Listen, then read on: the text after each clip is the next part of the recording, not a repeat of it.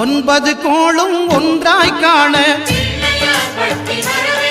அங்கு கற்பகம் என்னும் கடவுளின் மெய்யில் ஒன்பது கோளும் ஒன்றாய் காண அங்கு கற்பகம் என்னும் கடவுளின் மெய்யில்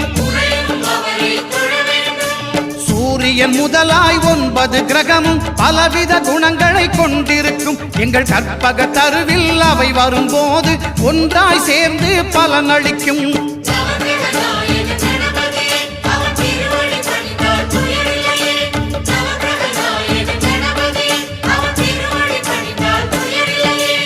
ஒன்பது கோளும் ஒன்றாய் காண அங்கு கற்பகம் என்னும் கடவுளின் மெய்யில்